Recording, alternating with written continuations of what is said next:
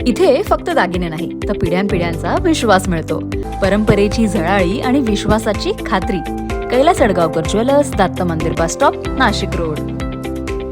आईस्क्रीमच्या दुकानातून रोख रक्कम चोरी करणारा 24 तासात उपनगर पोलिसांच्या ताब्यात. याबाबत पोलिसांनी दिलेल्या माहितीनुसार 28 जून 2024 उपनगर पोलीस ठाणे हद्दीत नाशिक रोड परिसरात असलेल्या आईस्क्रीमच्या दुकानाचा पत्रा तोडून चोरी झाल्याचा गुन्हा दाखल झाला होता. सदर गुन्ह्याचा तपास करत असताना उपनगर पोलीस ठाणे गुन्हे शोध पथकाचे पोलीस उपनिरीक्षक सोनवणे यांच्या पथकाने सदर ठिकाणचे आजूबाजूचे सीसीटीव्ही फुटेज तपासून एक जण ताब्यात घेतले. त्याच्याकडे चौकशी केली असता त्याने एका विधी संघर्षित बालकाच्या मदतीनं चोरी केल्याची कबुली दिली. त्याच्या ताब्यातून 47,550 रुपये किमतीचा मुद्देमाल हस्तगत करण्यात आला.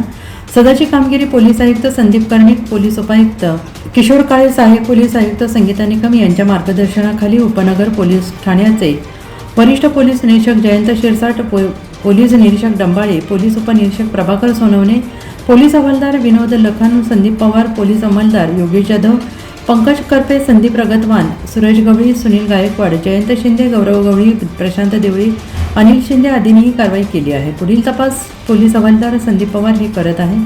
NCN न्यूजसाठी सनी काळे, नाशिक रोड.